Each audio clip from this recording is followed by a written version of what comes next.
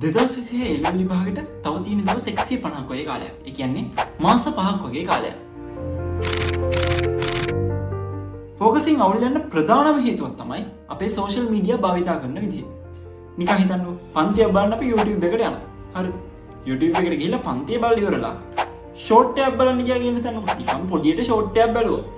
Short වලින් මොකක්ද දැනලා තියෙන්නේ? අපි පුරුදු කරලා තියෙනවා ෂෝට් වලින් චූටි කන්ටෙන්ට් වල. කන එකක් වෙන්න පුළුවන්. තප්පර 30ක් 40ක් ඉවරලා ඊට පස්සේ ඒක ස්ක්‍රෝල් කරනකොට ගහගන්න එක නැත්නම් නටන එක. ඔය වගේ චූටි කන්ටෙන්ට් නිසා මොකද වෙලා තින්නේ? අපිට එක දිගට ලොකු කන්ටෙන්ට් එකකට අපේ ફોකස් එක තියාගන්න එක අමාරුලා තියෙනවා. මොකද අපි හැමතිස්සෙම බලන අපේ ඔළුව සතුටු කරන්න බලන චූටි කන්ටෙන්ට් වලින් එන්න එතකොට මොකද වෙලා තින්නේ? අපිට ලොකු කන්ටෙන්ට් එකක් අපේ ඔළුවට දරා ගන්න බෑ. අපි ඒක සතුටින් නෙමෙයි බාරගන්නේ. අපි ඒක දුකක් විදිහට තමයි බාරගන්නේ. එහෙනම් අපි කරන්න ඕනේ මොකද්ද? ෆෝකස් හදාගන්න නම් අනිවාර්යයෙන්ම සෝෂල් මීඩියා වලින් පුළුවන් තරම් අයින් වෙන්න බලන්න. සර්කල් තුනක් හිතන්න. පළවෙනි සර්කල් එක තමයි what. මොකද්ද? ඒක ඇතුළේ තව සර්කල් එකක් තියෙනවා how සහ ඒක ඇතුළේම තියෙන සර්කල් එක why. එළියෙම තියෙන සර්කල් එක තමයි what. අපි කරන්නේ මොකක්ද? අපි කරන්නේ එක්සෑම් කරන්නේ. අපි ඒ ලෙවල් එක්සෑම් එකට ලෑස්ති වෙනවා. how. අපි කොහොමද එක්සෑම් එකට ලෑස්ති වෙන්නේ? සහ why. ඇයි අපි මේ එක්සෑම් එක කරන්නේ? අපි ඇයි මොකක් සඳහාද අපි මේ එක්සෑම් එක කරන්නේ කියන්නේ? ගොඩක් අය මේක එළියම සර්කල් එක විතරයි නේ. අපි එක්සෑම් එකක් කරනවා. මොකද්ද අපි කරන්නේ? අපි එක්සෑම් එක කරනවා. ඔච්චරයි. එතනින් එක්සෑම් එක කරන්නේ කොහොමද කියලා හිතන්නේ.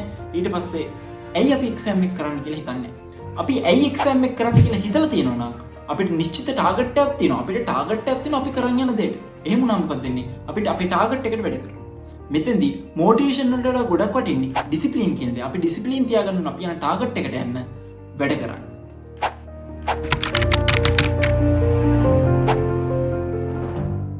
පොමඩෝරෝ ටෙක්නික් කියලා එකක් තියෙනවා. ඒකෙදි කරන්නේ විනාඩි 40ක් විතර අපි වැඩ කරනවා. විනාඩි 5ක 10ක බ්‍රේක් එකක් ගන්නවා. ආයි විනාඩි 40ක් වැඩ කරනවා. ආයි විනාඩි 5ක 10ක පොඩි බ්‍රේක් එකක් ගන්නවා.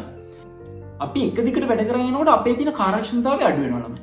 අපි එක දිගට වැඩ කරන් යනවා. චූටි බ්‍රේක් එකක් ගන්නවා. ආයි එක දිගට වැඩ කරනවා. චූටි බ්‍රේක් එකක් ගන්නවා. මෙහෙම වුණාම මෙහෙම එන ප්‍රස්තාරයක් එක දිගටම එම කාර්යක්ෂමව අපිට තියාගන්න පුළුවන්. ඒ වගේම තමයි තව අපි මෙමරි රීකෝල් කරන්න ඕනේ. හරිද? දැන් බයෝ වගේ සිලබස් එකක් ගත්තාම ලොකු කන්ටෙන්ට් එකක් තියෙනවා අපිට පාඩම් කරන්න. හිතන්න රුධිර සංසරණ පද්ධතිය. අපි රුධිර සංසරණ පද්ධතිය කැල්ල පාඩම් කරනවා. පාඩම් කරලා තව දවස් 2-3කින් අපි යන්නේ ඒක රිවයිස් කරන්න ඕනේ. හිතන්න එක වයිට් බෝඩ් එකකට ගිහිල්ලා අපි කාට හරි උගන්වන විදිහට අපි ඒක මතක් කරගන්න. එහෙම නැත්තම් ආයෙ තව දවස් 2-3ක් ගිහිල්ලා ඕක අමතක වෙලා යන්න පුළුවන්. ඒ නිසා අපි දවස් 2-3ක් ගිහලා රිවයිස් කරනවා සහ තව දවස් 2-3ක් ගිහලා අපි රිකෝල් කරනවා. මොන විදිහටද? අපි යම්කිසි ප්‍රශ්න ප්‍රමාණයක් හදනවා. ද්විත්ව සංසරණ යනු කුමක්ද? ඒක සංසරණ යනු කුමක්ද? සන්නයන පද්ධතිය සිදුවන්නේ කෙසේද? SA ගැටේ යනු කුමක්ද? AB ගැටේ කුමක්ද? ওই විදිහට අපි චුට්ටි ප්‍රශ්න හදාගෙන අපි ඒවට උත්තර දෙන ගමන් අපි පාඩම් කරපු එක රිකෝල් කරගන්නවා. හරිද? එතකොට අපි පාඩම් කරපු පාඩම අපි දැන් 3 සැරයක් මතක් කරලා ඊට පස්සේ අවසාන වශයෙන් තව දවස් 2-3ක් ගිහිල්ලා අපි ඒක මෙමරයිස් කරලා බලන්න. නිකන් සාමාන්‍යයෙන් දල වශයෙන් අපිට පාඩම මතකයි කියලා බලන්න. මෙහෙම බැලුවට පස්සේ යම්කිසි තැනක් මොකක් හරි තැනක් තියෙනවා ළමයි ඔයගලන්ට අමාරු. අන්න ඒ තැනදී ඔයගොල්ලෝ මොකද කරන්න ඕනේ? අන්න ඒ තැන අරගෙන ආයි පොඩ්ඩක් අච්චුපත අරගෙන ඒක පාඩම් කරගන්න. එතකොට ඕගොල්ලන්ට යම්කිසි පාඩමක් ඉතා හොඳට මතක තියාගන්න මේ විදිය උදව් වෙනවා. තව මාස 5 වගේනේ තියෙන්නේ. අපිට කරන්න පුළුවන් ළමයි පාස් පේපර්ස්. ඊට පස්සේ මොඩල් පේපර්ස් කරන්න පුළුවන්. සහ රිවිෂන් එක අපි කරගෙන යන්න ඕන. හරිද? රිවිෂන් ඔයගොල්ලන්ගේ රිවිෂන් ක්ලාස් වලින් ඒ තියරි පොයින්ට් කවර් කරනවා. එතකොට ඒවා කවර් කරනකොට ඒවා අද කවර් කරනවා අර විදිහට දවස් 2-3 ආපස්සට ඒවා මතක් කරලා ඒවා මතක් කරගන්න. ඊට පස්සේ පාස් පේපර්ස් කරන්න.